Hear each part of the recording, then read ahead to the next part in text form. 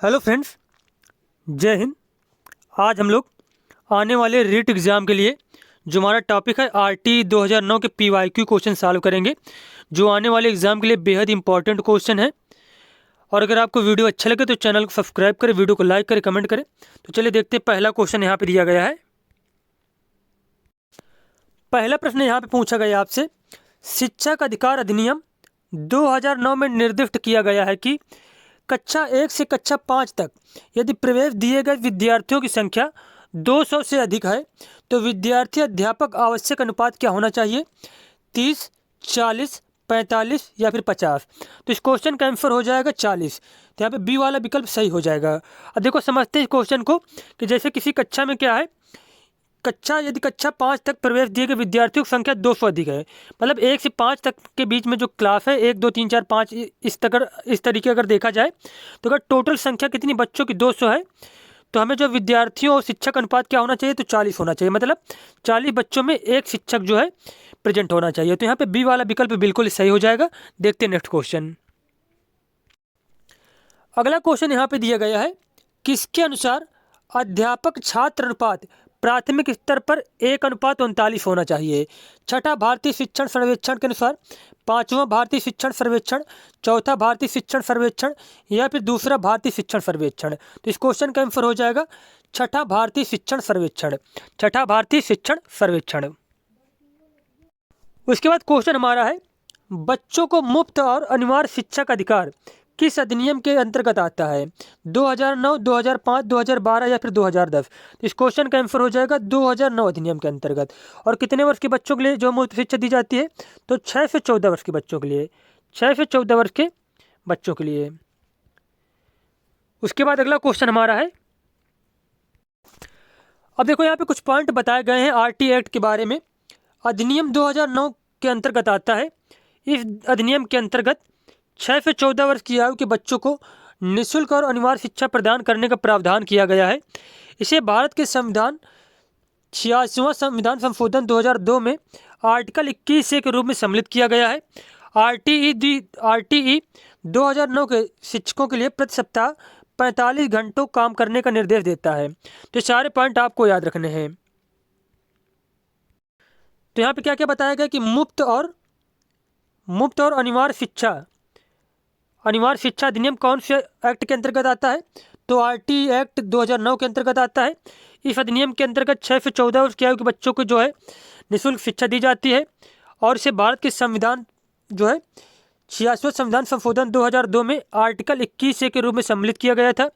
RTE अधिनियम 2009 शिक्षकों के लिए प्रति सप्ताह 45 घंटे काम करने का निर्देश देता है। तो ये सभी पॉइंट आपको याद रखने हैं।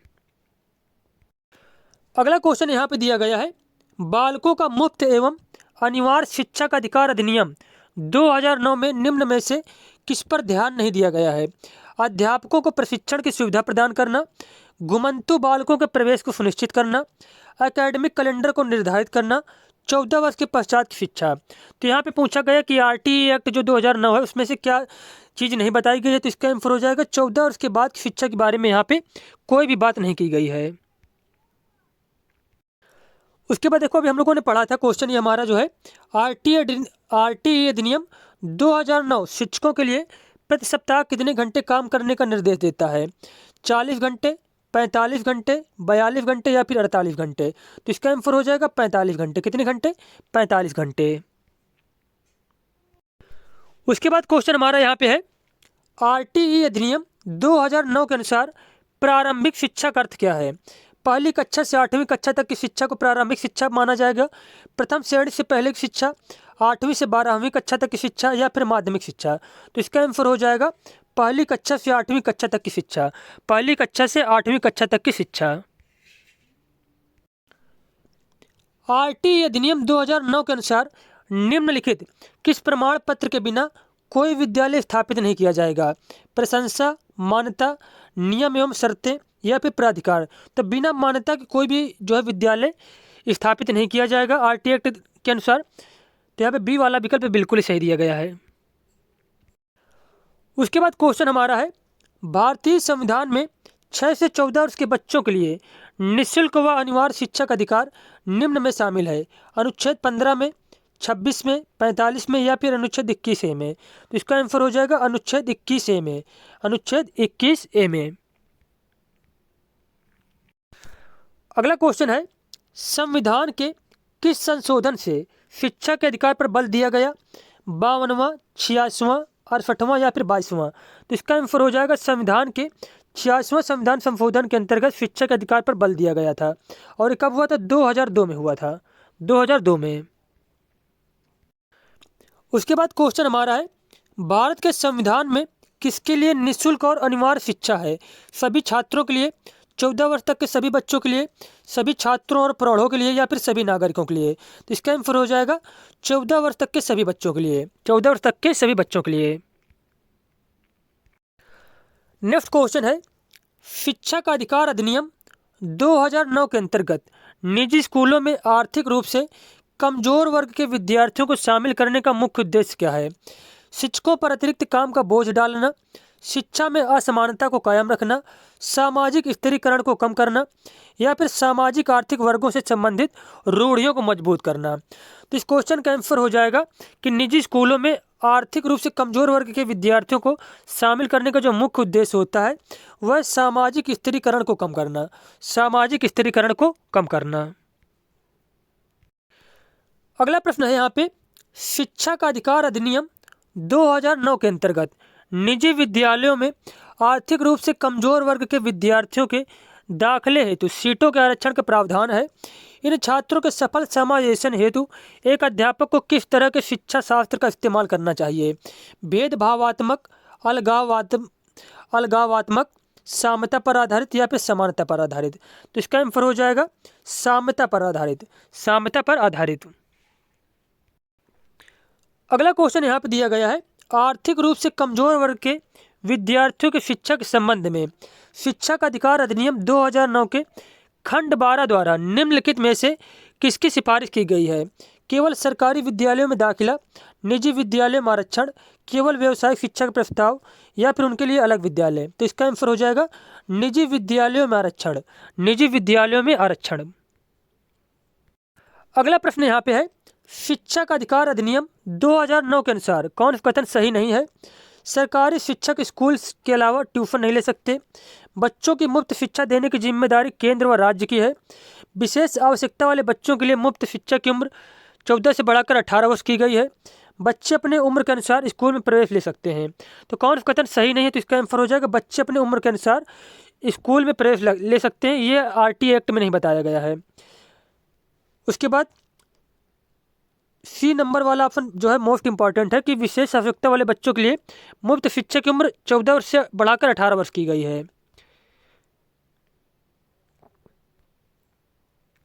तो यहाँ पे जो है सही कथन कौन कौन से दिए गए हैं कि सरकारी शिक्षक स्कूल के अलावा ट्यूशन नहीं ले सकते, बच्चों की मुफ्त शिक्षा देने की जिम्मेदारी केंद्र व राज्य की है, विशेष आवश्यकता वाले बच्चों के लिए मुफ्त शिक्षा की उम्र 14 से बढ़ाकर 18 वर्ष की गई है। तो A, B, C विकल्प सही दिए गए यहाँ पे, जबकि D विकल्प यहाँ पे गलत दिया गया है।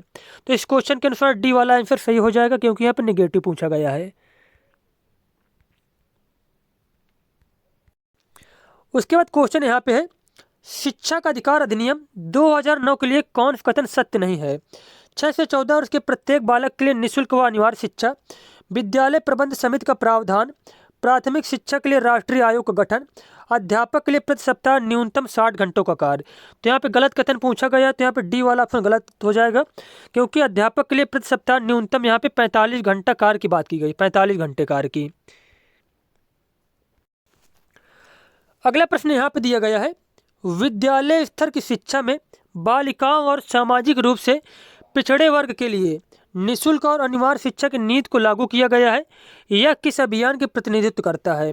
प्रतिभा को प्रोत्साहित करना, समता और समानता को सुरक्षा सुनिश्चित करना या फिर विविध जरूरतों को पूरा करना? तो इसका आंसर हो जाएगा समता और समानता को, समता और समानता का प्रतिनिधित्व करता है। अगला प्रश्न यहाँ पे दिया गया 17 नंबर क्वेश्चन है, निःशुल्क एवं अनिवार्य शिक्षा का बालकों का अधिकार 2009 के अंतर्गत किसी भी अध्यापक को निम्न में से किस कार्य के लिए नहीं लगाया जा सकता? 10 वर्ष पश्चात होने वाली जनगणना में, आपदा राहत कार्य में, चुनाव संबंधी कार्यक्रम में या फिर पल्स पोलियो कार्यक्रम में? तो इसका आंसर हो जाएगा पल्स पोलियो कार्यक्रम में एक शिक्षक को नहीं लगाया जा सकता, जबकि 10 वर्ष पश्चात होने वाली जनगणना में, आपदा राहत कार्य में और चुनाव संबंधी कार्य में, इन सभी कार्यों में एक शिक्षक को लगाया जा सकता है। उसके बाद क्वेश्चन हमारा, शिक्षक अधिकार अधिनियम 2009 में एक अध्यापक को निम्न में से किस दायित्व को पूरा करना होगा? विद्यालय में नियमित रूप से समय पर उपस्थित होना होगा, पाठ्यक्रम का संचालन पूरा करना होगा, संपूर्ण पाठ्यक्रम को निर्धारित समय पर पूरा करना होगा। तो आरटीई एक्ट 2009 के अनुसार ये सभी कार्य होंगे शिक्षक के, तो इसका आंसर हो जाएगा इनमें से सभी, इनमें से सभी। नेक्स्ट क्वेश्चन यहाँ पे है, शिक्षा का अधिकार अधिनियम 2009 6 से 14 वर्ष आयु के विद्यालय कभी न गए अथवा विद्यालय शिक्षा अधूरी छोड़ने वाले बच्चों को शिक्षा की मुख्य धारा से जोड़ने हेतु विशेष पाठ्यक्रम लागू करने पर जोर दिया गया है, विशेष प्रशिक्षण लागू करने पर जोर दिया है, अलग से विद्यालय खोलने की बात कही गई है, या फिर अलग से शिक्षक नियुक्त करने की बात कही गई है। तो इसका आंसर हो जाएगा कि विशेष प्रशिक्षण लागू करने पर जोर दिया गया है, विशेष प्रशिक्षण लागू करने पर जोर दिया गया है।